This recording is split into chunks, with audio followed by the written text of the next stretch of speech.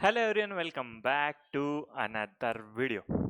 तो आज से हम चालू करने वाले हैं रेसिडेंशियल स्टेटस। अगर आप चैनल पे नए हैं तो प्लीज चैनल सब्सक्राइब कर दो। पूरा डीटी फ्री में आने वाला है यूट्यूब पे। अगर वीडियो पसंद आए तो लाइक करके जाना, मुझे कमेंट करके बताना वीडियो कैसा लगा। और चालू कर देते हैं आज का अपना लेक्चर, जिसमें हम पढ़ने वाले हैं रेसिडेंशियल स्टेटस। तो क्या होता है रेसिडेंशियल स्टेटस, क्यों पढ़ते हैं हम रेसिडेंशियल स्टेटस? इससे पहले हम बेसिक के एक कंसेप्ट में जाते हैं, जिसमें हमने पढ़ा था कि जो टोटल इनकम कैलकुलेट करते समय अपने को जो चीजों का ध्यान रखना चाहिए, जो स्टेप्स अपने को फॉलो करना चाहिए, वो स्टेप्स क्या क्या होती है वो एक बार पढ़ लेते हैं फटाफट। याद करो, याद करो हमने क्या पढ़ा था। तो टोटल इनकम के कंप्यूटेशन में सबसे पहले हमने क्या पढ़ा था? Determine the residential status. Determine the residential status. अब रेसिडेंशियल स्टेटस क्यों पढ़ना है हमको, ये आज अपन समझने की कोशिश करेंगे। ये आज हम समझने की कोशिश करेंगे। तो चलो चालू कर देते हैं आज का अपना चैप्टर रेसिडेंशियल स्टेटस। हेडिंग दे दो सबसे पहले, कुछ बेसिक कंसेप्ट ये चैप्टर के अपन पढ़ने वाले हैं। तो सबसे पहले हेडिंग का नाम दे दो बेसिक कंसेप्ट, बेसिक्स डाल दो बस, बेसिक्स।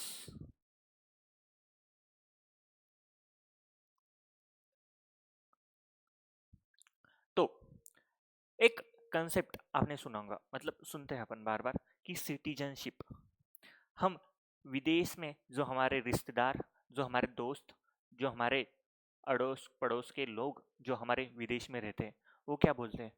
हमारे बच्चे को उधर का सिटीजनशिप मिल गया रे भाई साहब। तो ये सिटीजनशिप क्या होता है, ये रेसिडेंशियल स्टेटस क्या होता है, ये दोनों अलग अलग कंसेप्ट है। सिटीजनशिप अलग, रेसिडेंट अलग। मैं किसी देश का सिटीजन हूं, मैं किसी देश का रेसिडेंट हूं, मैं किसी किसी देश का सिटीजनशिप होल्ड करता हूं, किसी देश का रेसिडेंट भी हो सकता हूं, दोनों टाइम हो सकता हूं। तो सिटीजनशिप में और रेसिडेंट में क्या फर्क है? सिटीजनशिप में और रेसिडेंट में क्या फर्क है? तो सबसे पहले सिटीजनशिप क्या होता है? सिटीजन कौन होता है? सिटीजन मतलब भारत का आम नागरिक, जो जनरली बाय बर्थ मिलता है अपने को, जो जनरली बाय बर्थ मिलता है आपको, जो जनरली बाय बर्थ मिलता है अपने को। बहुत सारे देश में आपने सुना होगा कि हमारा बच्चा अगर उधर पैदा हुआ, या फिर हम 2-3 साल से वही रह रहे और हमारे बच्चे को उधर जन्म मिला है, तो उसको वहाँ उस देश की, उस कंट्री की सिटीजनशिप मिलती है। तो सिटीजनशिप जनरली जनरली इसका भी एक एक्ट है, सिटीजनशिप का एक एक्ट है अपने इंडिया में, तो उसके हिसाब से सिटीजनशिप मिलती है। पर जनरली बाय बर्थ अपने को सिटीजनशिप मिलता है कोई भी कंट्री का, कोई भी कंट्री का। अब रेसिडेंशियल स्टेटस क्या है? रेसिडेंशियल स्टेटस क्या है? रेसिडेंशियल स्टेटस क्या होता है? रेसिडेंशियल स्टेटस ये जनरली टैक्स कैलकुलेशन के लिए हम यूज करते हैं, जनरली टैक्स कैलकुलेशन के लिए हम यूज करते हैं। कोई भी कंट्री में जो भी अपन टैक्स कैलकुलेशन के देख रहे हैं, जो भी कंट्री में, कोई भी कंट्री में जिसका इनकम टैक्स बना है और उन्होंने टैक्स कैलकुलेशन के लिए जो है वो रेसिडेंट का, मतलब रेसिडेंट वर्ड यूज करते हैं। रेसिडेंट वर्ड क्यों यूज करते हैं?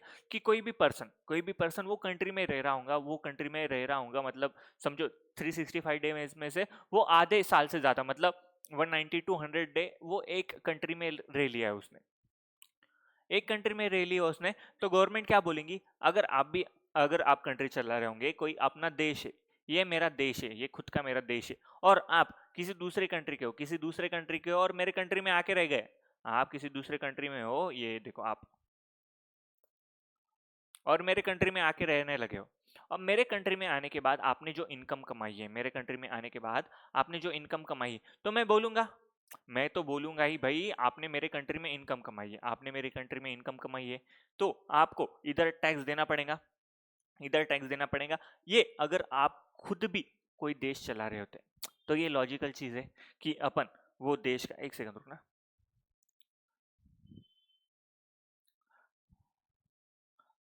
अगर अपन कोई भी देश चला रहे होते, तो वो देश जो है, वो कोई भी पर्सन जो है दूसरे देश के अपने देश में आके रह रहा है, तो अपन उसे बोलते भाई तू हमारे देश में, हमारे कंट्री में आधे से ज्यादा साल रह गया है, तूने इधर तेरा इनकम कमाया है, तो उसके लिए तुझे इधर टैक्स पे करना पड़ेगा, इधर टैक्स पे करना पड़ेगा। तो ये जो टैक्स कैलकुलेशन के लिए, ये जो टैक्स कैलकुलेशन के लिए अपन रेसिडेंशियल स्टेटस चेक करते हैं, ये टैक्स कैलकुलेशन के लिए अपन रेसिडेंशियल स्टेटस चेक करते हैं।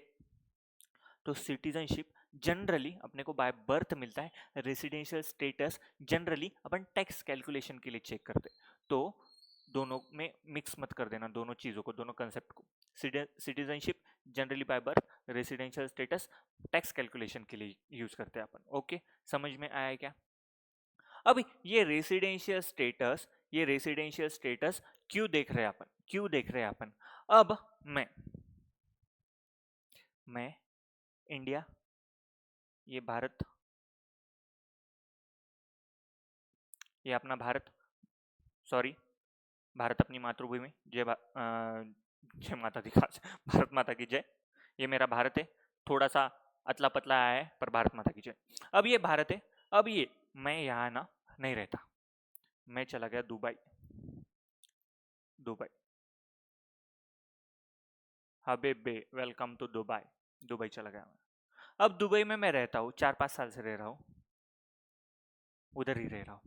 तो मैं जो दुबई पे इनकम कमाया, जो दुबई में मैं इनकम कमा रहा हूँ, क्या उसका टैक्स मैं इंडिया में दूंगा? नहीं। मैं सिटीजन कहाँ का हूँ? इंडिया का हूँ, पर मैं टैक्स इंडिया में दूंगा क्या? नहीं, क्योंकि मैं इनकम ही नहीं कमा रहा हूँ इंडिया में, मेरा कोई भी इनकम नहीं है।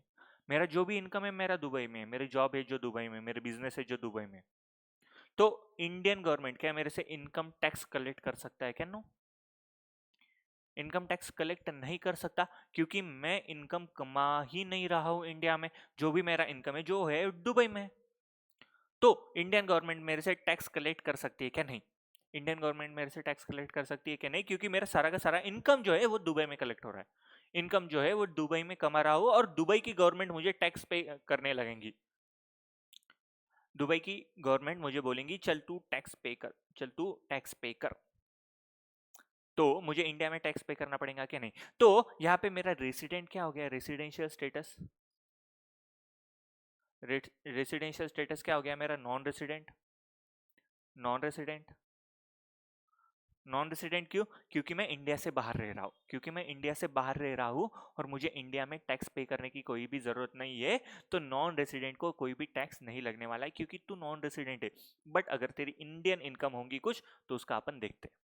मैं आपको पढ़ूंगा section number 5, scope of total income, उसमें अपन पढ़ने वाले हैं क्या क्या होता है, क्या क्या नहीं होता है, ये अपन सारी चीजें पढ़ने वाली है। सबसे पहले अपने को बस रेसिडेंशियल स्टेटस समझना जरूरी है कि रेसिडेंट कौन होता है, नॉन रेसिडेंट कौन होता है, रेसिडेंट बट ऑर्डिनरीली रेसिडेंट कौन होता है, resident but not ordinarily resident कौन होता है। ये सारी चीजें अपने को समझनी पड़ेंगी। उसके बाद अपने को स्कोप ऑफ इनकम समझ में आएगा, उसके बाद अपने को स्कोप ऑफ इनकम समझ में आएगा।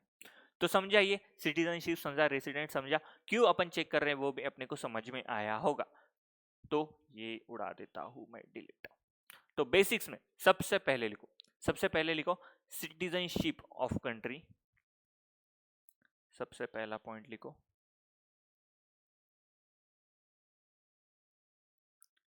Citizenship of country and residential status, residential status of country are no, are different concept, are different concept।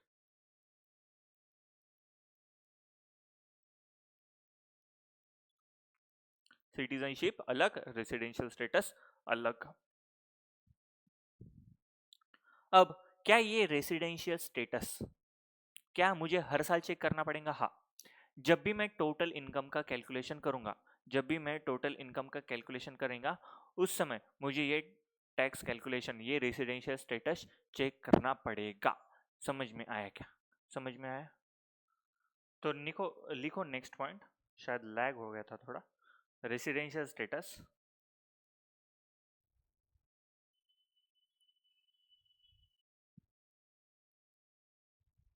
Residential status always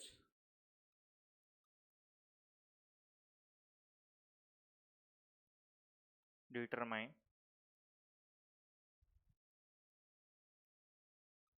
always determined for every year. Every year. Residential status always determined every year.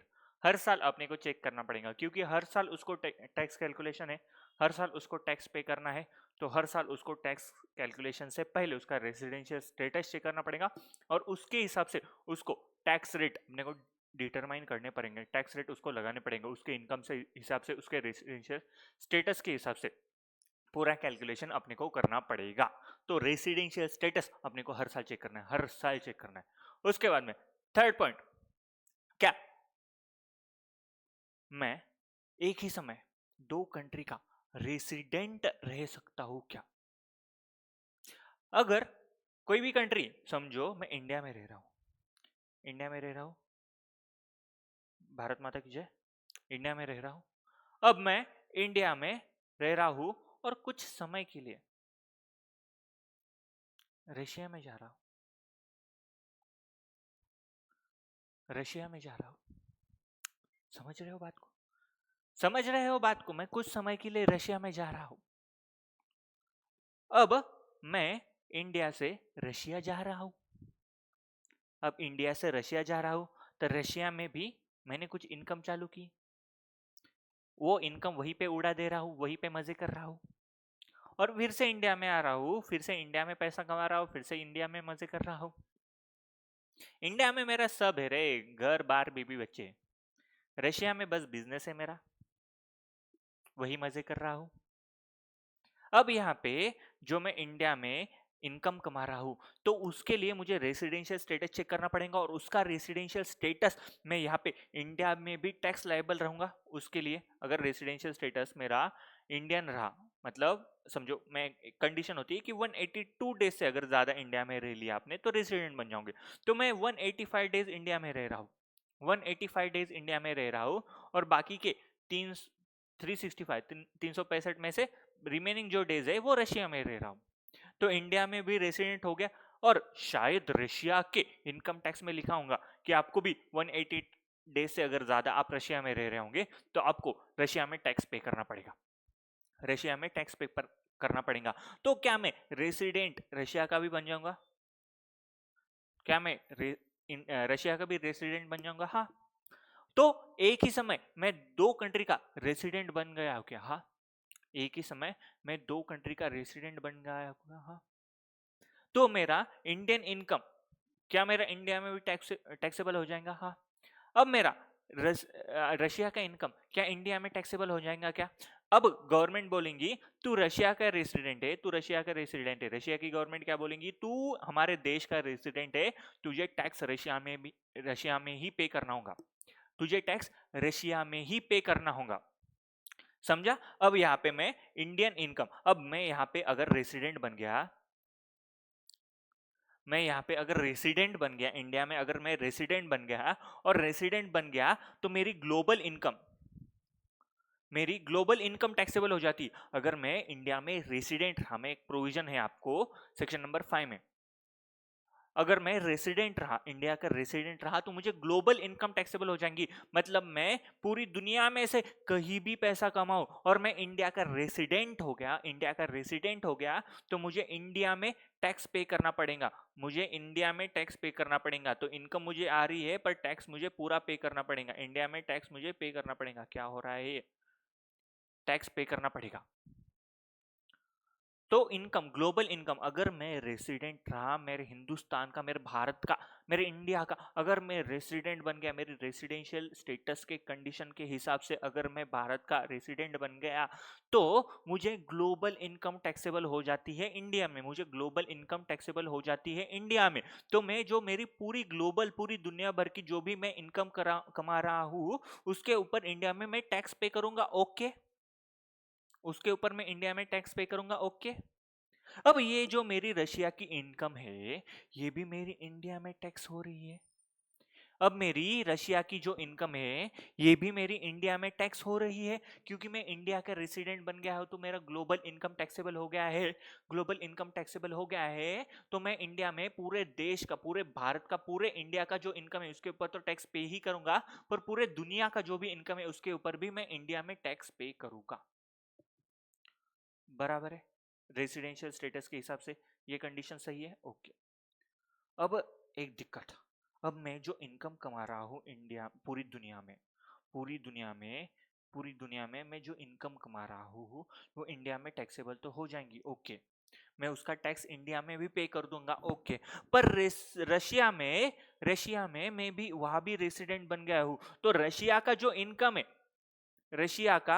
Income है तो उसके ऊपर भी मैं tax Russia में पे कर रहा हूं, रशिया में उसके ऊपर भी टैक्स पे कर रहा हूं। मतलब जो रशिया से इनकम जो मैं कमा रहा हूं तो इंडिया में तो वो टैक्सेबल हो ही रही है, क्योंकि मैं इंडिया का रेसिडेंट बन चुका हूं तो मेरी ग्लोबल इनकम इंडिया में टैक्सेबल हो गई है। पर रशिया के इनकम टैक्स के हिसाब से मैं वहां भी रेसिडेंट बन गया हूं, और मुझे जो इनकम मैंने रशिया में कमाया है उसके ऊपर रशिया में टैक्स भी पे करना पड़ेगा। सही बात है? तो यहाँ पे मैं दो बार टैक्स पे कर रहा हूँ। इनकम मेरी रशिया की एक ही इनकम है, रशिया में मेरा बिजनेस उसकी एक ही इनकम है, पर मैं उसके लिए इंडिया में भी टैक्स पे कर रहा हूँ और रशिया में भी टैक्स पे कर रहा हूँ। इंडिया में भी टैक्स पे करना हूँ और रशिया में भी टैक्स पे कर रहा हूँ। तो इसके लिए मुझे मेरा डबल टैक्सेशन हो रहा है, इस इधर मेरा यहाँ पे डबल टैक्सेशन हो रहा है। तो यहाँ पे डबल टैक्सेशन अवॉइड करने के लिए ना एक डबल टैक्सेशन अवॉइडेंस एग्रीमेंट बनता है रशिया और इंडिया के बीच में, जिसका पूरा सिलेबस जो है वो आप फाइनल में पढ़ोगे, जिसका पूरा सिलेबस आप फाइनल में पढ़ोगे। पर अपने को रेसिडेंशियल स्टेटस चेक करते समय ये देखना पड़ेगा कि अगर वो रेसिडेंट है और उसका डबल टैक्सेशन हो रहा है, तो अपने को इस चीज का ध्यान रखना पड़ेगा, और अपने को दोनों जो देश है उसका डबल टैक्सेशन अवॉइडेंस अग्रीमेंट जो है उसके ऊपर ध्यान देना पड़ेगा और उसके हिसाब से टैक्स पे करना पड़ेगा। तो रेसिडेंशियल स्टेटस चेक करना इंपॉर्टेंट इसलिए भी है क्योंकि डबल टैक्सेशन ना हो। अपने एसएससी का कोई भी पर्सन जो है वो अपने पास आएगा कि सर सर मेरा इतना इनकम है, सर सर मुझे दुबई से इतना इनकम आ रहा है, सर सर मुझे यूएस से इतना इनकम आ रहा है, सर सर मुझे रशिया से इतना इनकम आ रहा है, तो मुझे वहां पे भी टैक्स पे करना पड़ेगा, यहाँ पे भी टैक्स करना पड़ेगा। मैं बोलूंगा नहीं नहीं नहीं मेरे भाई, तू रेसिडेंट कहाँ का है, मैं रेसिडेंशियल स्टेटस के उसकी कंडीशन चेक करूंगा। अगर वो इंडिया में रेसिडेंट हो गया तो उसकी ग्लोबल इनकम इंडिया में टैक्सेबल हो जाएंगी, पर उनके देश के साथ मतलब जहां भी उसका इनकम है वहां पे उसका डबल टैक्सेशन अवॉइडेंस एग्रीमेंट बनाऊंगा अपने कंट्री का उस कंट्री के साथ साथ। तो उसमें मुझे पढ़ना पड़ेगा सर सब, और उसके हिसाब से मुझे टैक्स पे करना पड़ेगा। तो मैं उनको बोलूंगा सर अपना डबल टैक्सेशन अवॉइडेंस एग्रीमेंट उन कंट्री के साथ बना है तो आप चिंता मत लो, डबल टैक्सेशन आपका नहीं होगा, जो अपन पूरा है फाइनल में पढ़ेंगे। पर रेसिडेंशियल स्टेटस चेक क्यों करना है आपने को? क्योंकि उसका डबल टैक्सेशन का इफेक्ट ना हो, उसका नुकसान ना हो टैक्स के अमाउंट के वजह से। समझ में आया क्या? अरे बोलो। तो रेसिडेंशियल स्टेटस हमने को क्यों चेक करना है? डबल टैक्सेशन के लिए भी अपने को रेसिडेंशियल स्टेटस चेक करना पड़ता। तो मैं एक समय पे दो कंट्री का रेसिडेंट हो सकता हूँ क्या? हाँ, एक समय में दो कंट्री का रेसिडेंट मैं हो सकता हूँ। तो लिखो it is also possible, it is also possible that a person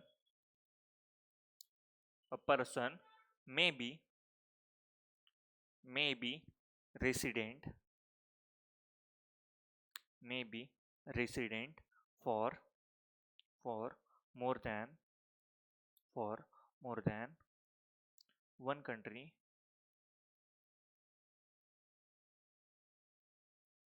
more than one country at same time, at same time.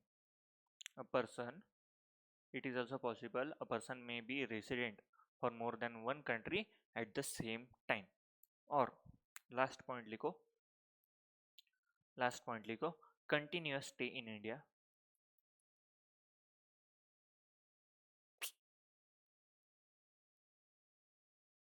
continuous stay in one country, continuous stay in one country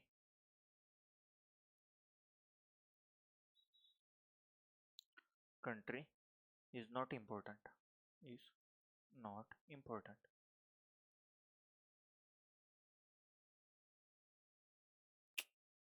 क्या हो रहा है इसको आज?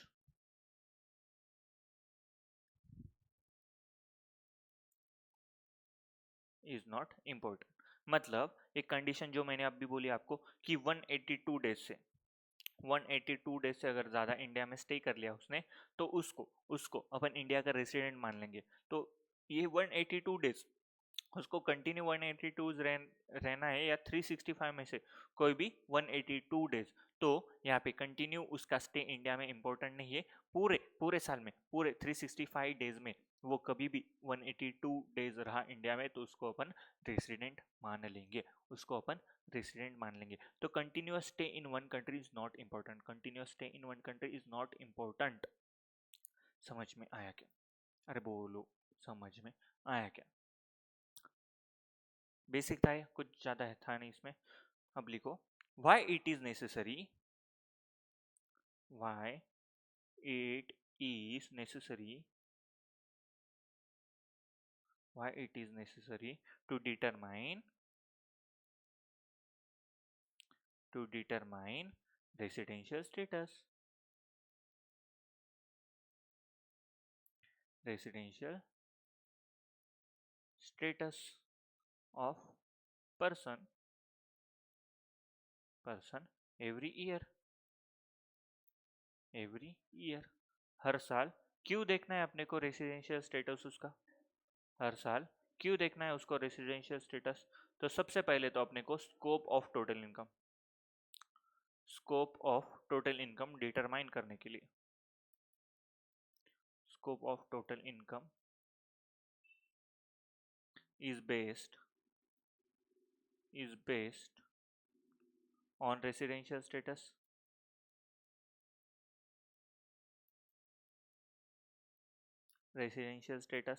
जो scope of total income है, scope of total income section number 5 अपन पढ़ेंगे। Section number 5 में सब दिया है, स्कोप ऑफ टोटल इनकम क्या है, टोटल इनकम में क्या क्या होना चाहिए, क्या क्या नहीं होना चाहिए, रेसिडेंट के लिए, नॉन रेसिडेंट के लिए, रेसिडेंट और ऑर्डिनरी रेसिडेंट के लिए। तो वहाँ अपन पढ़ने वाले। तो स्कोप ऑफ टोटल इनकम अपने को डिसाइड करने के लिए रेसिडेंशियल स्टेटस चेक करना जरूरी होता है। रेसिडेंशियल स्टेटस चेक करने के बाद ही अपने को उसका स्कोप ऑफ टोटल इनकम समझ में आएगा। रेसिडेंशियल स्टेटस चेक करने के बाद ही उसका अपने को total income, scope of total income समझ में आएगा। उसके बाद में टैक्स लाइबिलिटी के लिए मैंने अभी बोला आपको कि अगर नॉन रेसिडेंट होगा तो उसके लिए टैक्स रेट अलग रहेंगे, रेसिडेंट रहा तो उसके लिए टैक्स रेट अलग रहेंगे, नॉन रेसिडेंट रहा तो उसकी इंडियन इनकम टैक्सेबल हो सकती है और रेसिडेंट रहा तो उसकी पूरी की पूरी इंडियन इनकम टैक्सेबल हो जाएंगी। तो टैक्स लाइबिलिटी के लिए भी अपने को रेसिडेंशियल स्टेटस एक बार चेक करना पड़ेगा। उसके बाद में कंप्लायंस रिक्वायरमेंट, कोई भी कंप्लायंस होते हैं, नॉन रेसिडेंट के लिए अलग कंप्लायंस होते हैं, रेसिडेंट के लिए अलग कंप्लायंस होते हैं। तो उसके लिए अपने को रेसिडेंशियल स्टेटस चेक करना पड़ेगा, उसके लिए अपने को रेसिडेंशियल स्टेटस चेक करना पड़ेगा। और आखिरी में जो मैंने अभी आपको समझाया कि डबल टैक्सेशन, तो डबल टैक्सेशन के लिए भी अपने को रेसिडेंशियल स्टेटस एक बार चेक करना पड़ेगा। डबल टैक्सेशन के लिए भी अपने को रेसिडेंशियल स्टेटस एक बार चेक करना पड़ेगा। तो समझ में आया कि रेसिडेंशियल स्टेटस चेक करना क्यों इंपॉर्टेंट है अपने लिए। अपने को स्कोप ऑफ टोटल इनकम समझ में आएगा, उससे टैक्स लाइबिलिटी निकालने को अपने को समझ में आएगा। उसके बाद में कंप्लायंस रिक्वायरमेंट होती है वो अपने को समझ में आएगा। और डबल टैक्सेशन जो है वो भी अपने को यहाँ पे समझ में आ जाएगा कि उसका डबल टैक्सेशन कैसे कैलकुलेट करना है, उसको टैक्स कैसे पे करना है। ये सारी चीज़ें अपने को रेसिडेंशियल स्टेटस डिटरमाइन करने के बाद ही समझ में आएंगी। इसलिए अपने को रेसिडेंशियल स्टेटस सबसे पहले चेक करना है, कोई भी असेसी का। समझ में आया क्या यहाँ तक? कोई दिक्कत यहाँ तक? ओके, बहुत बढ़िया। चलो अब चालू कर देते हैं अपन सेक्शन नंबर 6। सेक्शन नंबर 6 जो है अपना वो पूरी बात करता है अपनी रेसिडेंशियल स्टेटस की, हर एक पर्सन का। इंडिविजुअल का रेसिडेंशियल स्टेटस अलग रहेगा, एचयूएफ का अलग रहेगा, कंपनी का अलग रहेगा। ये सारी चीजें अपन डिस्कस करने वाले हैं। तो कोई लिख रहा होगा तो लिख लो एक बार फटाफट। चलो चालू कर देते हैं अपन। चलो, रेसिडेंशियल स्टेटस ऑफ इंडिविजुअल।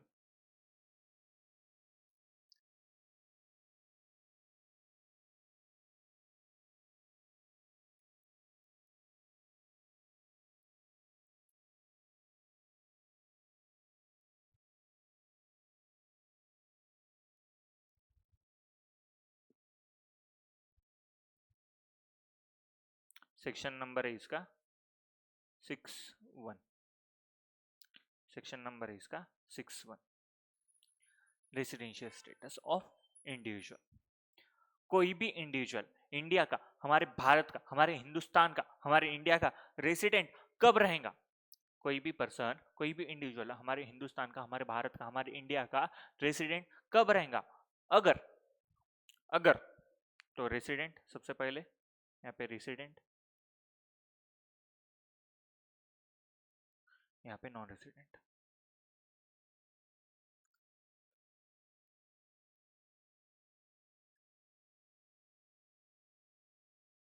यहाँ पे non resident.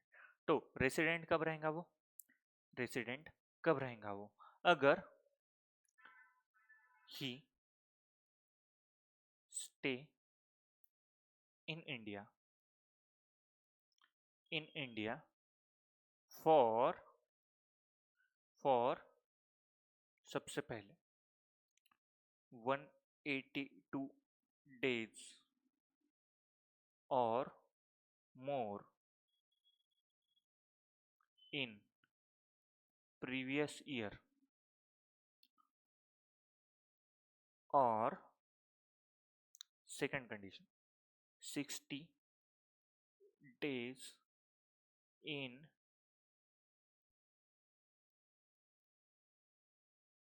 previous year,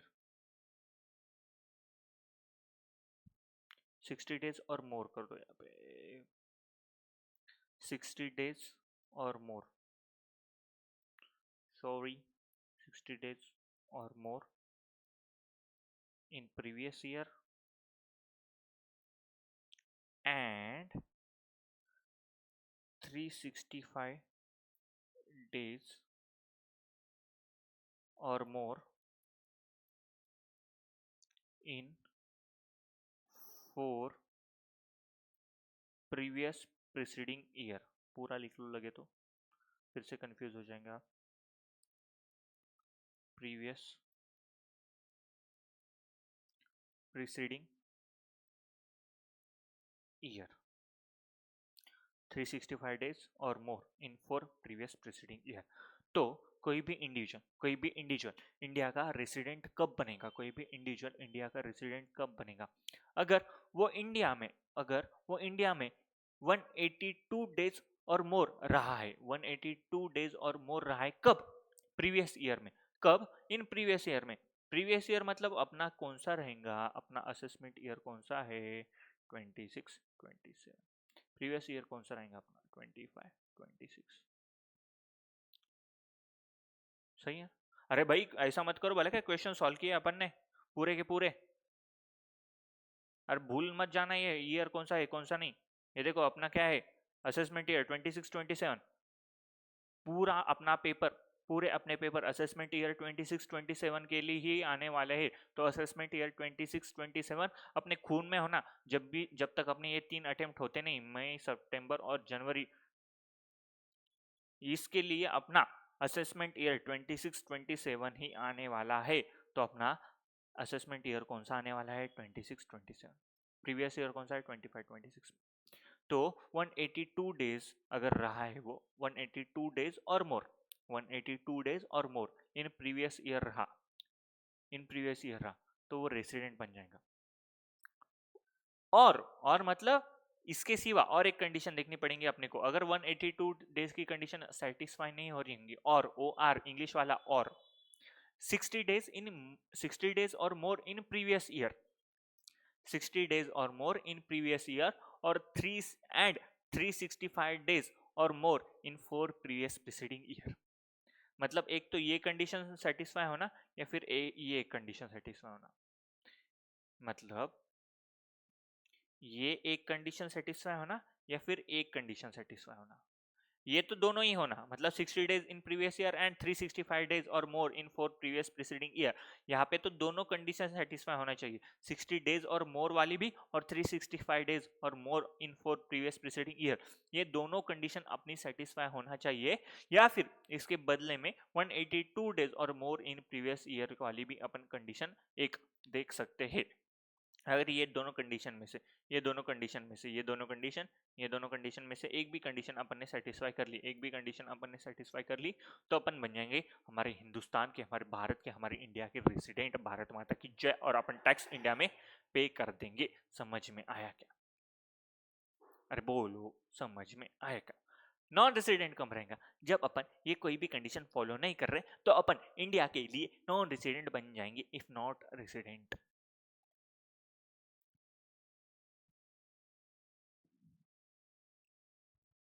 if not resident,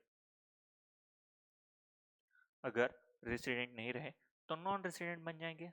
simple. समझ में आया क्या? अरे बोलो, समझ में आया क्या?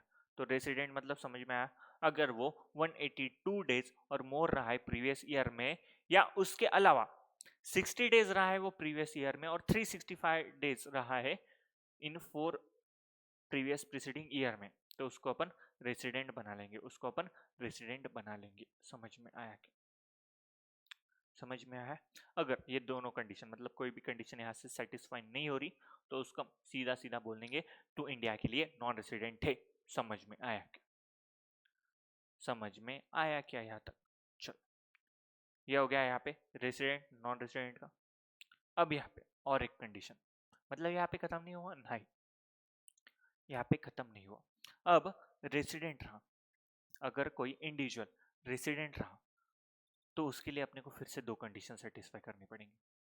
मतलब कोई रेसिडेंट रहा, कोई भी पर्सन 182 डेज और मोर रहा है प्रीवियस ईयर में, 60 डेज और मोर रहा है in previous year, and 365 days और मोर रहा है इन 4 प्रीवियस प्रीसीडिंग ईयर, तो वो इंडिया के लिए रेसिडेंट बन जाएगा। ओके, यहाँ तक कोई भी दिक्कत नहीं है सर जी हमको। अब इंडिया के लिए रेसिडेंट बनने के बाद उसको अपने को और दो कंडीशन देखनी पड़ेंगी कि वह क्या वो रेसिडेंट एंड ऑर्डिनरीली रेसिडेंट है, या फिर resident and not ordinarily resident है।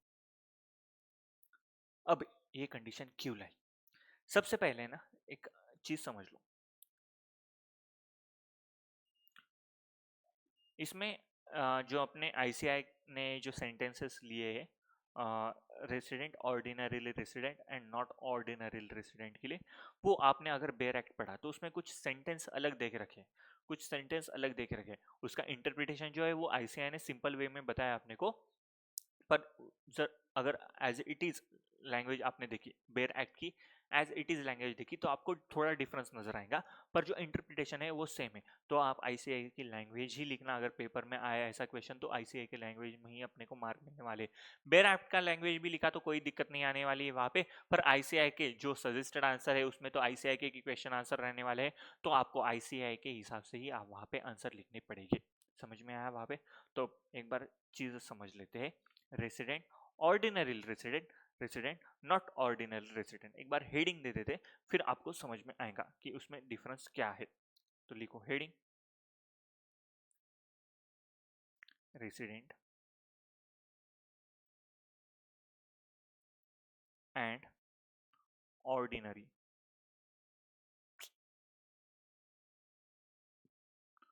ऑर्डिनरीली रेसिडेंट, इसको अपन प्यार से बोलते हैं आर ओ आर। और दूसरा कौन सा है? Resident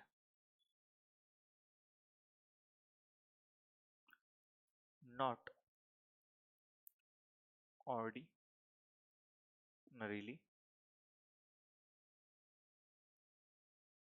resident, not ordinary resident, जिसको अपन प्यार से बोलते हैं आर एन ओ आर, जिसको अपन प्यार से बोलने वाले R N O are.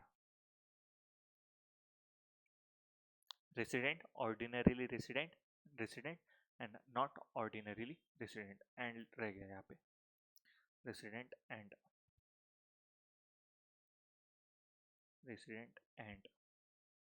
Not ordinarily resident. तो दोनों में डिफरेंस क्या है?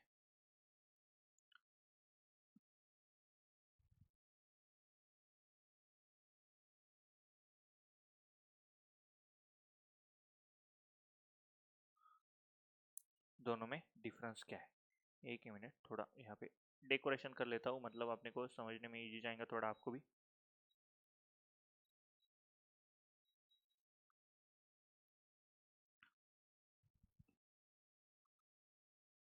और ये जो है, ये रेसिडेंशियल स्टेटस में अगर वो रेसिडेंट रहा तो ही चेक करना है, मतलब यहाँ से यहाँ तक लाइन खींचनी है अपने को। और यहाँ पे ये जो है बस इधर से नीचे है। ए भगवान, ये क्या कर दिया इसने?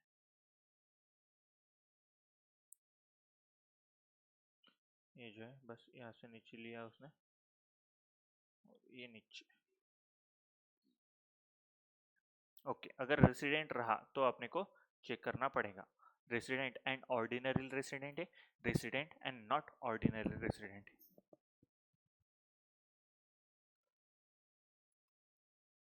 Cheers.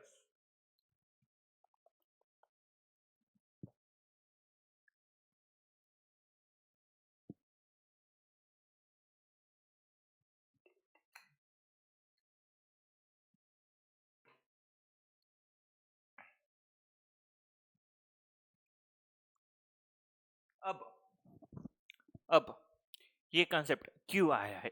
ये कंसेप्ट क्यों आया है? ये कंसेप्ट क्यों आया? मैं इंडिया का एक चार्टर्ड अकाउंटेंट, सीए बनते ही मतलब समझो, मैं एक काम कर लेते, कोई भी पर्सन है एसके, मैं 2000 से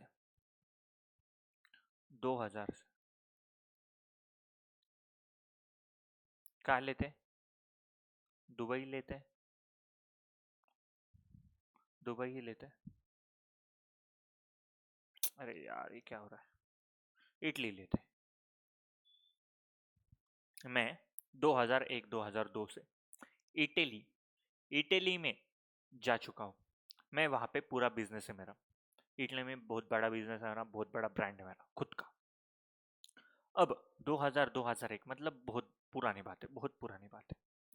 अब मेरे को लगा, मैं रिटायरमेंट के बाद मुझे इंडिया में जाना है, रिटायरमेंट के बाद मुझे इंडिया में जाना है,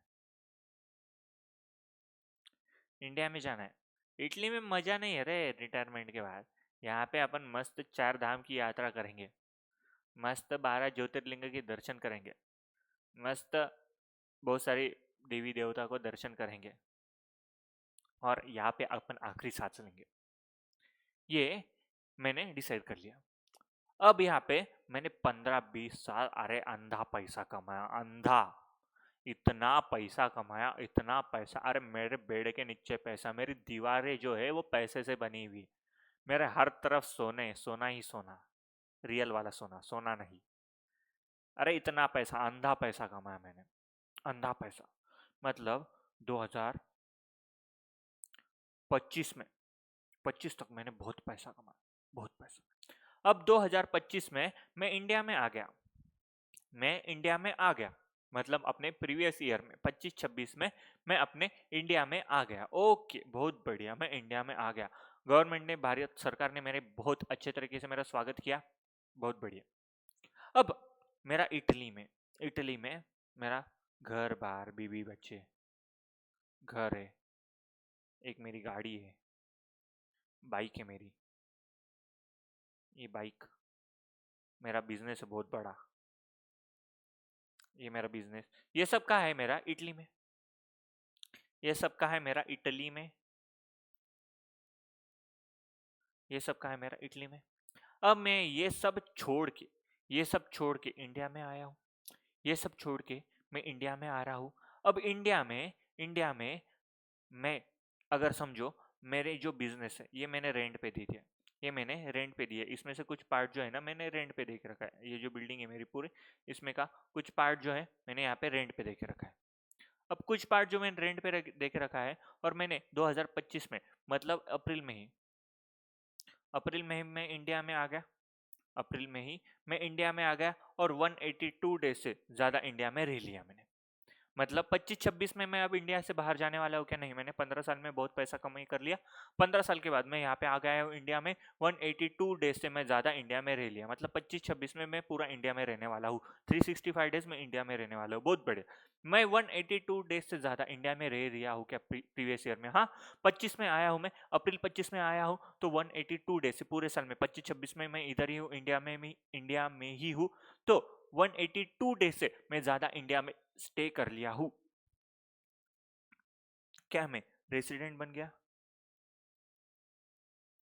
क्या मैं रेसिडेंट बन गया? हाँ, मैं रेसिडेंट बन चुका हूँ, क्योंकि 182 डेज से मैं ज़्यादा इंडिया में रह लिया हूँ प्रीवियस ईयर में 182 डेज से मैं ज़्यादा इंडिया में रह लिया है।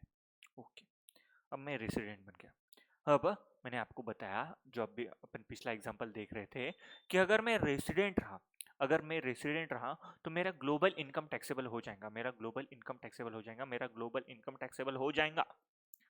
अब मैं यहाँ पे 182 डेज से ज़्यादा इंडिया में स्टे कर लिया हूँ, तो मेरा ग्लोबल इनकम टैक्सेबल हो जाएगा, ग्लोबल इनकम मेरा टैक्सेबल हो जाएगा।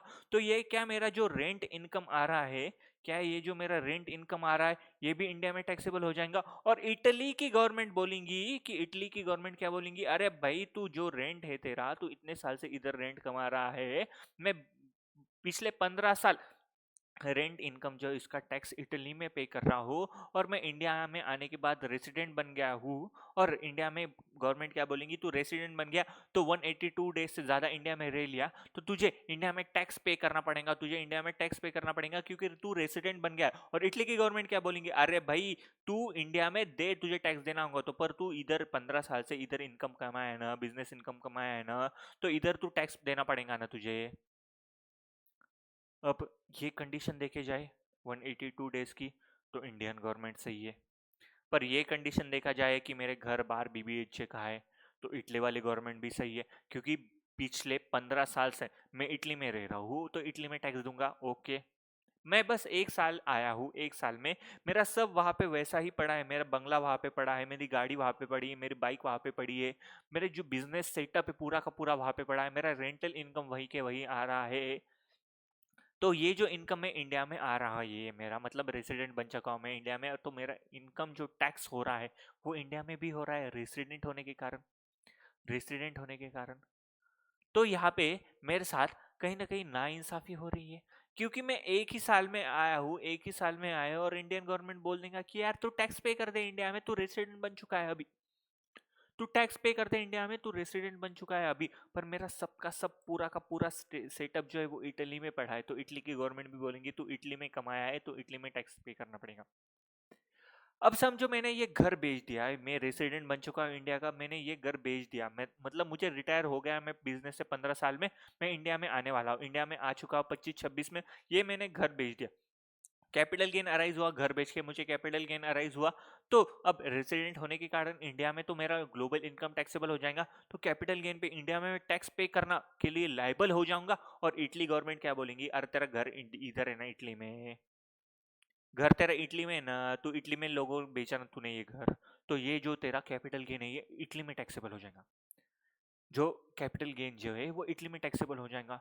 तो ये कंडीशन के हिसाब से 182 डेज के हिसाब से तो इंडियन गवर्नमेंट भी टैक्स मांग सकती है, पर इटली गवर्नमेंट क्या बोलेंगी, तेरी जो प्रॉपर्टी वो कहाँ पे, इटली में, तो इटली में तुझे टैक्स पे करना पड़ेगा। ऑब्वियस बात है भाई, गवर्नमेंट जो इटली की गवर्नमेंट है उधर की प्रॉपर्टी को जो कैपिटल गेन हुआ है वो भी इटली में हुआ है, जो प्रॉपर्टी बेची है वो भी इटली में बेची है, तो टैक्स जो है, मतलब कॉमन सेंस लगाओ, जो टैक्स जो है वो भी मैं इटली में ही पे करना चाहिए। तो पर इंडिया का इनकम टैक्स क्या बोलता है, 182 डे से तू ज्यादा इंडिया में रह लिया तो तुझे टैक्स पे करना पड़ेगा, रे इंडिया में तुझे टैक्स पे करना पड़ेगा।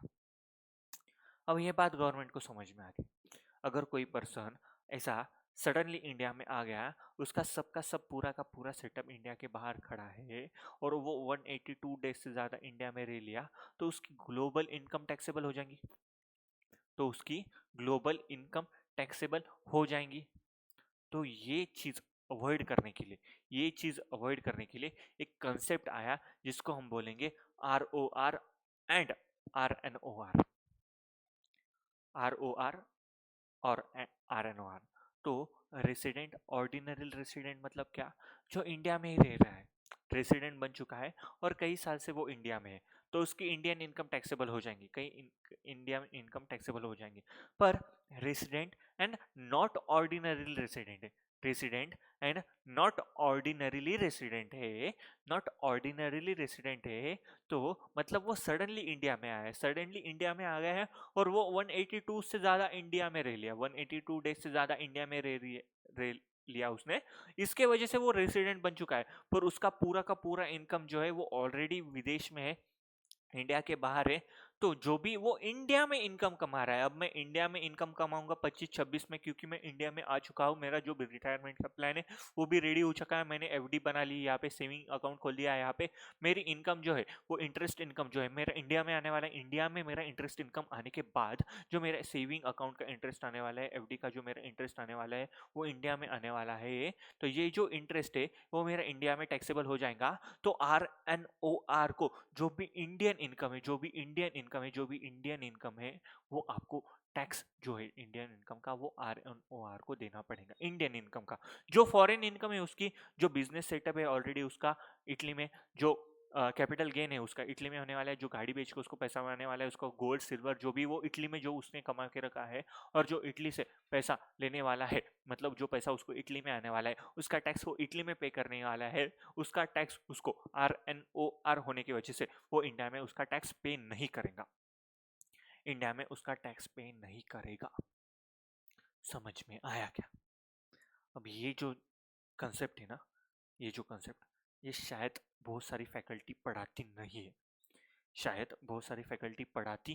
है। और समझ में आएगा तो लाइक कर देना और कमेंट करके मुझे बताना। कुछ भी डाउट रहा तो मुझे आप पूछ सकते हो। इंस्टाग्राम पे कहाँ पूछते भाई? टेलीग्राम में पूछो या फिर यूट्यूब में पूछो। टेलीग्राम में पूछो जनरली, मतलब कोई भी अगर आपके जैसे सिमिलर डाउट रहा किसी का तो उसका भी डाउट क्लियर हो जाएगा। व्हाट्सएप में मत पूछो भाई, व्हाट्सएप का नंबर मैं देने वाला भी नहीं, क्योंकि व्हाट्सएप में वो चैट कहीं भी चली जाती है, आधे क्लाइंट होते हैं, आधे घर वाले होते हैं, आधे दोस्त होते हैं, आपका चैट कहीं पे चला जाएगा मेरे को समझ में भी नहीं आएगा। तो टेलीग्राम में पूछ सकते हो आप, टेलीग्राम में मैं थोड़ा एक्टिव रहता हूँ बहुत बार तो वहाँ पे मैं आपको 100% एक दिन में आपको रिप्लाई दे दूंगा, मतलब मैं टेलीग्राम दिन में 1-2 बार तो भी खोलता हूँ, तो मैं आपको वहाँ पे रिप्लाई दे सकता हूँ आराम से। समझ में आया? ये कंसेप्ट समझ में आया तो लाइक कर देना। तो चलो एक बार लिख लेते। ROR और RNOR की कंसेप्ट के लिए जो कंडीशन है वो क्या है?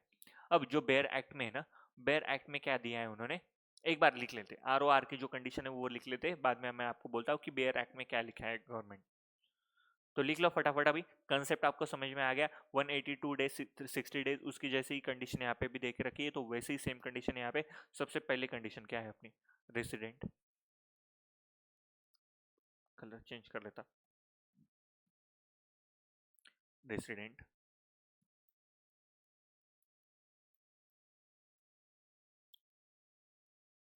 For 2 previous year or more in 10 previous preceding year। मतलब रेसिडेंट होना चाहिए 2 साल में या फिर 2 से ज्यादा साल में, पिछले 10 साल में वो 2 या 2 से ज्यादा बार रेसिडेंट रहना चाहिए। एंड यहाँ पे एंड मतलब दोनों कंडीशन सेटिस्फाई होना चाहिए, दोनों कंडीशन सेटिस्फाई होनी चाहिए। Stay in India, stay in India, stay in India for 730 days, 730 days or more in last 7 previous preceding year। मतलब ROR के लिए क्या कंडीशन है? वो 10 में से 2 साल रेसिडेंट रहना चाहिए, 10 में से 2 साल वो रेसिडेंट रहना चाहिए, और और मतलब हिंदी वाला और मतलब दोनों कंडीशन सेटिस्फाई होनी चाहिए, एंड मतलब इंग्लिश का and. Stay in India for 730 days और मोर इन 7 previous preceding year। Stay in India for 730 days और मोर इन 7 preceding previous year। मतलब दोनों कंडीशन अगर सेटिस्फाई रही, दोनों कंडीशन अगर सेटिस्फाई रही तो वो रेसिडेंट एंड ऑर्डिनरीली रेसिडेंट बन जाएगा। मतलब वो इंडिया का आम आदमी, इंडिया का ही आदमी है, वो कहीं भी इंडिया के बाहर नहीं गया है या फिर सडनली इंडिया में नहीं आया है।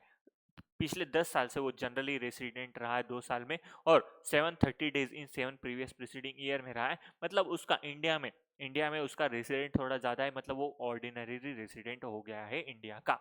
अगर ये कंडीशन सेटिस्फाई नहीं हो रही, ये कंडीशन सेटिस्फाई नहीं हो रही तो resident not ordinarily resident. If not RNOR, sorry if not ROR।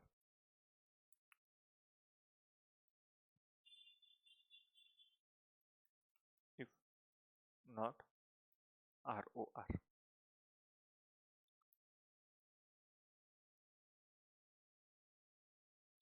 If not ROR। समझ में आया यहाँ तक? तो अपने को देखना पड़ेगा। अब बेयर एक्ट में क्या देखे रखा है उन्होंने? बेयर एक्ट में ये देखे रखा है कि अगर वो 10 में से 1 साल रेसिडेंट रहा, 10 में से 1 साल रेसिडेंट रहा, या फिर 729 डेज से कम रहा है, 729 डेज से कम रहा इंडिया में इन 7 प्रीवियस प्रीसीडिंग ईयर, तो रेसिडेंट नॉट ऑर्डिनरीली रेसिडेंट बन जाएगा, रेसिडेंट नॉट ऑर्डिनरीली रेसिडेंट बन जाएगा। ऐसी कंडीशन आपने इसमें देखे रखी है बेयर एक्ट में। तो उसका अपोजिट क्या हो गया? अगर 2 या 2 साल से ज़्यादा 10 प्रीवियस प्रीसीडिंग ईयर में वो रहा तो रेसिडेंट ऑर्डिनरी रेसिडेंट बन गया, और stay in India for 730 days और मोर इन 7 प्रीसीडिंग प्रीवियस प्रीसीडिंग ईयर, तो वो रेसिडेंट ऑर्डिनरी रेसिडेंट बन गया है। तो ये कंडीशन देख रखी है अपने, मतलब मीनिंग सेम हो गया है पर बेयर एक्ट में लैंग्वेज अलग है, इंस्टीट्यूट ने हमने लैंग्वेज अलग देख रखी है, तो आपको यही लैंग्वेज फॉलो करनी है, तो यही याद रखो। फालतू बेयर एक्ट में दिमाग मत लगाओ। समझ में आया क्या? समझ में आया क्या? चलो नेक्स्ट, एक नोट लिख लो, एक नोट लिख लो, छोटू से नोट। क्या है नोट? अरे लिखो तो। जो चीज़ें समझाने की होती है ना वो मैं पहले आपको समझा सकता हूँ, पर कुछ चीज़ें जो है वो बस अपने को अंडरस्टैंडिंग रहना चाहिए उसका, ताकि क्वेश्चन सॉल्व करते समय अपने को दिक्कत ना आए। तो ये चीज़ कुछ समझाने जैसी है नहीं, तो डायरेक्ट मैं लिख के देता हूँ। Day on which he enters enters India, he enters India, as well as day on which day on which he leaves India, he leaves India shall be considered shall be considered as stay of individual stay of individual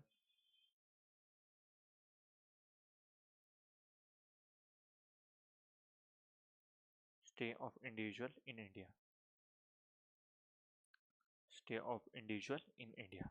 मतलब जिस दिन वो India में आए, जिस दिन वो India में आ रहा है और जिस दिन इंडिया से जा रहा है, जिस दिन इंडिया से जा रहा है, वो दोनों दिन को अपने को वो इंडिया में है, वो इंडिया में वैसा ही कंसिडर करना है।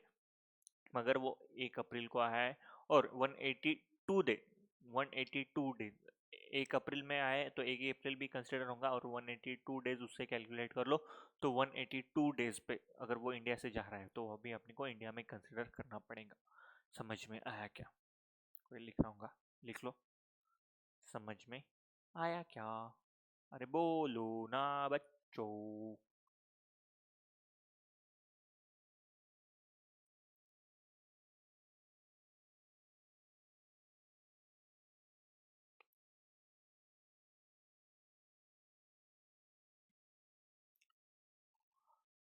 अब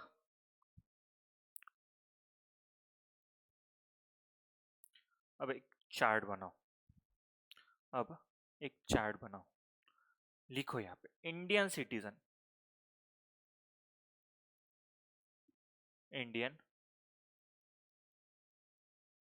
इंडियन सिटीजन, इंडियन सिटीजन, अगर कोई भी इंडिविजुअल इंडियन सिटीजन है, इंडियन सिटीजन है मतलब उसका बर्थ जनरली इंडिया में हुआ होगा, और वो पर्सन जो है एम्प्लॉयमेंट के लिए भारत, अपना भारत देश जो छोड़ रहा है, एम्प्लॉयमेंट के लिए अपना भारत देश छोड़ रहा है, तो उसको अपन 182 डेज की ही कंडीशन कंसीडर करेंगे। अगर वो 182 डेज से ज्यादा इंडिया में स्टे कर लिया उसने, 182 डेज से ज्यादा उसने इंडिया में स्टे कर लिया, तो उसको अपन रेसिडेंट मान लेंगे, अदरवाइज उसको नॉन रेसिडेंट मान लेंगे। मतलब जो 60 डेज की कंडीशन है, जो 60 डेज की कंडीशन है वो अपन यहाँ पे कंसिडर नहीं करेंगे। 60 डेज की जो कंडीशन है वो यहाँ पे अपन कंसिडर नहीं करेंगे, बस जो 182 डेज की कंडीशन है यहाँ पे अपन कंसिडर करने वाले हैं। तो इंडियन सिटीजन लिखो, इंडियन सिटीजन लिखने के बाद अपने को यहाँ पे है ना लगभग 5 डब्बे आने वाले, मतलब 1 2 3 4 5, ऐसे 5 आने वाले, 1 2 3 4 5। तो उसके हिसाब से जगह छोड़ो, और जो थर्ड नंबर का है वो थोड़ा सा बड़ा रहने वाला है, तो उसके हिसाब से जगह छोड़ो, तो जितना हो सके इतना मार्जिन में भी लिख लिया तो चल जाएगा। इंडियन सिटीजन रहा, और इंडियन सिटीजन रहा, और person, person living India, living India, living India for employment,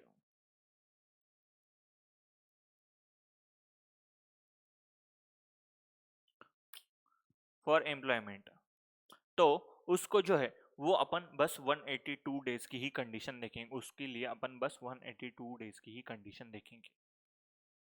उसके लिए अपन देखेंगे, क्या देखेंगे, अच्छा एक काम करो, मैं यहाँ पे कट कर सकता पर आप नहीं कट कर सकते ना। तो देखो पर्सन लिविंग इंडिया हो गया, पर्सन लिविंग इंडिया हो गया यहाँ पे। अब ओके चलो ठीक है, पर्सन लिविंग इंडिया हो गया यहाँ पे फॉर एम्प्लॉयमेंट। तो उसके लिए अपन 182 डेज की ही कंडीशन चेक करने वाले, 182 डेज की कंडीशन ही चेक करने वाले। ये हो गया फर्स्ट। उसके बाद में Indian ship crew member, Indian ship crew member, Indian ship crew member,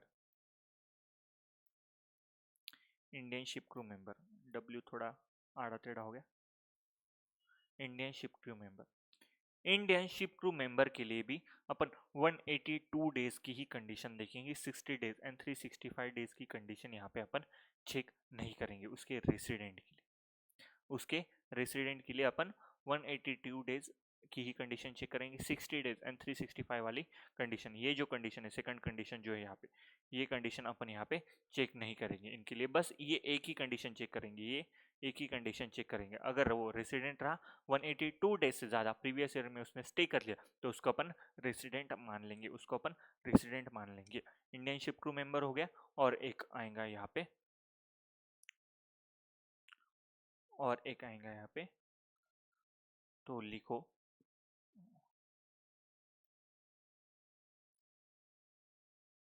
person, person of Indian origin, person of Indian origin resides, resides outside India, resides outside India and visit India, and visit India,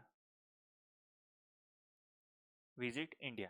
तो इसके लिए भी person जो है Indian origin, Indian origin का मतलब क्या है देखते हैं अपन, नोट लिख के दूंगा आपको, उसमें आपको इंडियन ओरिजिन समझ में आएगा। कौन इंडियन ओरिजिन का पर्सन है, जो इंडिया के बाहर रहता है, इंडिया के बाहर रिसाइड्स करता है, पर इंडिया में जनरली आता है विजिट करने के लिए, इंडिया में जनरली आता है विजिट करने के लिए।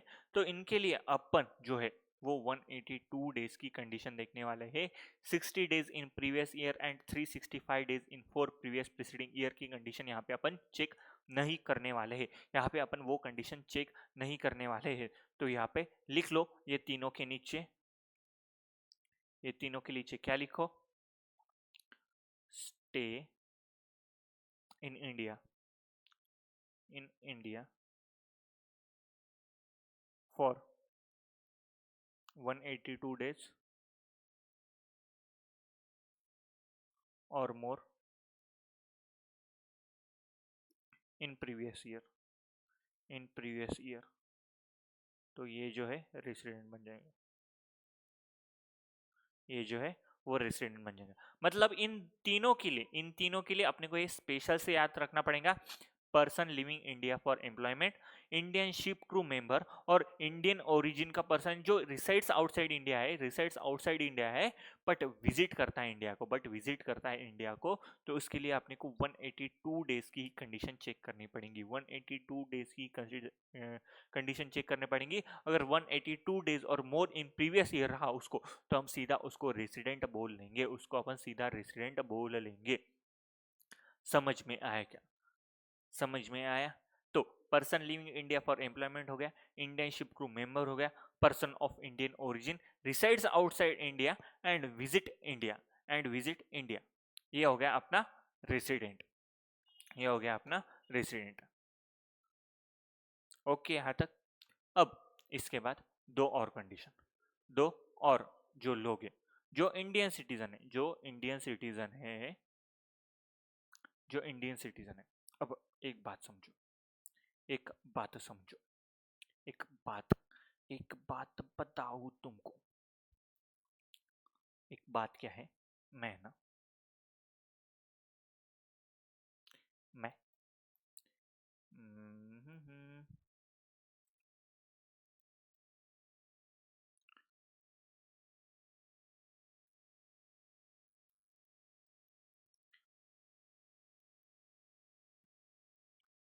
मैं यूएस में हूँ, यूएसए में हूँ। हाँ, मैं यहाँ पे, मेरा काम अच्छा चल रहा है, मैं चार्टर्ड अकाउंटेंट, मैं तो टैक्स प्लानिंग करूंगा, मैं तो करूंगा टैक्स प्लानिंग। इंडियन सिटीजन हूँ, इंडियन सिटीजन हूँ। हाँ, यूएसए में रहता हूँ। टैक्स प्लानिंग करने के लिए, टैक्स प्लानिंग करने के लिए मैंने इंडिया में खड़ा कर दिया मेरा बिजनेस, इंडिया में खड़ा कर दिया मेरा बिजनेस। अब अगर मैं नॉन रेसिडेंट रहा, अगर मैं नॉन रेसिडेंट रहा, अगर मैं नॉन रेसिडेंट रहा और मेरी जो इनकम है, बिजनेस जो इनकम है, समझो मैं यहाँ पे कंट्रोल कर रहा हूँ, बस पैसा जो आ रहा है वो बाहर आ रहा है, बाहर आज मैं पैसा कमाई कर रहा हूँ, मतलब जो कंट्रोल है, बिजनेस बिजनेस की इनकम यहाँ पे है, बिजनेस इनकम यहाँ पे है, और बिजनेस इनकम का जो है कंट्रोल वगैरह है ना वो इंडिया में है, पर पैसा मेरा बाहर आ रहा है सब, पैसा मेरा बाहर आ रहा है सब। अब यहाँ पे क्या कर प्लानिंग कर सकता हूँ मैं, अगर मैं यहाँ पे ऐसी कुछ प्लानिंग करूंगा कि मैं नॉन रेसिडेंट रहूंगा, मैं नॉन रेसिडेंट रहूंगा, पर पैसा जो है ना वो आ रहा है, यहाँ पे बिजनेस है, मेरा जो इनकम है, जो मेरा इनकम है वो भी तगड़ा है, पर मेरा पैसा जो है ना वो यूएसए में आ रहा है, यूएसए में आ रहा है। मेरा जो बिजनेस जो है वो यहाँ से बस कंट्रोल हो रहा है, यहाँ से बस कंट्रोल हो रहा है, यहाँ से बस कंट्रोल हो रहा है, पर पैसा जो है पूरा यूएसए में आ रहा है। अब यहाँ पे क्या हो रहा है, मेरा बिजनेस सेटअप यहाँ पे है, पर मेरा यूएसए में पैसा आ रहा है, तो मैं टैक्स इसके यूएसए में दूंगा, क्योंकि यूएसए में मेरा टैक्स कम है, यूएसए में टैक्स रेट कम है। बट बिजनेस इनकम जो है वो बिजनेस कंट्रोल एंड ओन्ड जो है, मैक्सिमम कंट्रोल जो बिजनेस वो है वो इंडिया से हो रहा है, मैक्सिमम इंटरेस्ट बिजनेस कंट्रोल जो है वो इंडिया से हो रहा है। तो गवर्नमेंट ने क्या बोल दिया, अगर तुम्हारा बिजनेस इनकम 15 लाख से ऊपर है, बिजनेस इनकम 15 लाख से ऊपर है, बिजनेस इनकम 15 लाख से ऊपर है, और ये जो बिजनेस है वो कंट्रोल्ड हो रहा है इंडिया से, कंट्रोल हो रहा है इंडिया से, तो अपने को जो बिजनेस जो है वो कंट्रोल हो रहा है इंडिया से, तो उसके ऊपर अपने को इंडिया में टैक्स पे करना पड़ेगा, उसको अपन रेसिडेंट एंड ऑर्डिनरी रेसिडेंट वो कंडीशन यहाँ पे देखने वाले हैं, वो यहाँ पे कंडीशन देखने वाले हैं। तो एक बार लिख लेते, लिख लेते एक बार फटाफट, आपको समझ में आ जाएगा, अगर समझ में नहीं आया तो मैं आपको एक्सप्लेन भी कर दूंगा। तो सबसे पहले लिखो यहाँ पे, person, person of Indian origin, of Indian origin, person of Indian origin resides, resides outside India, resides outside India and visit India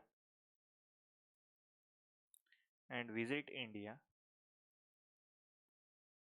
and total income more than 15 lakh rupees, more than 15 lakh rupees other than other than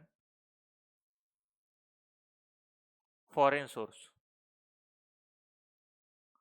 other than foreign source, other than foreign source. तो मुझे यहाँ पे दो condition check करनी पड़ेंगी other than foreign source. तो मुझे यहाँ पे दो कंडीशन चेक करनी पड़ेंगी। सबसे पहले मुझे चेक करना पड़ेगा कि क्या वो stay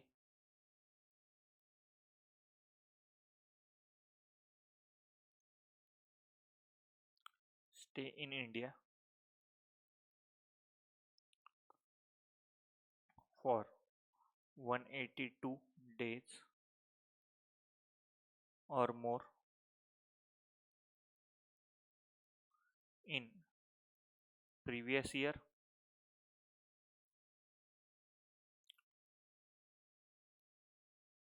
or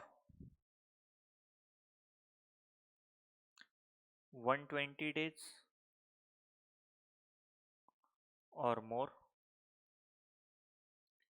in previous year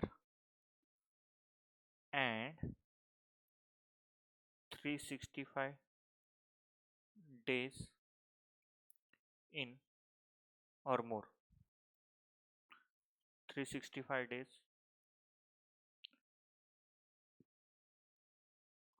or more in 4 previous preceding year। तो उसको अपन यहाँ पे बोलने वाले रेसिडेंट, यहाँ अपन बोलने वाले रेसिडेंट और यहाँ बोलने वाले RNOR। यहाँ पे बोलने वाले उसको RNOR। समझ में आया क्या? एक आखिरी कंडीशन लिख लो यहाँ पे, एक आखिरी condition, he is not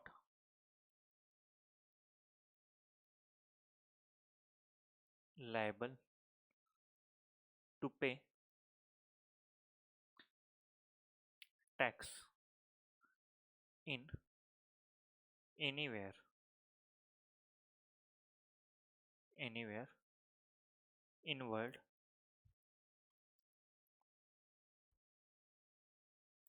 and total income is more than 15 lakhs other than foreign income, other than foreign income। तो उसको भी हम ये थोड़ा सा पास ले लेता हूँ।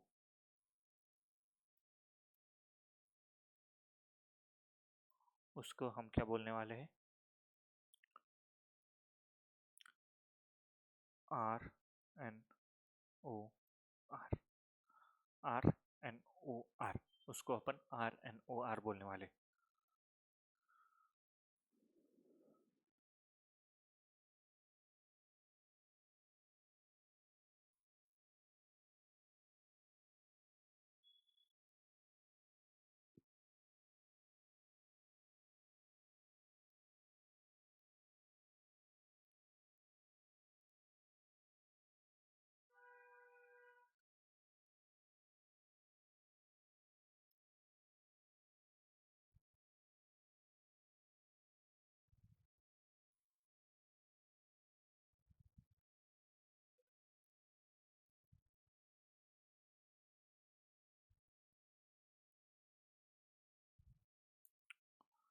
तो कोई लिख रहा होगा तो लिख लो एक बार फटाफट।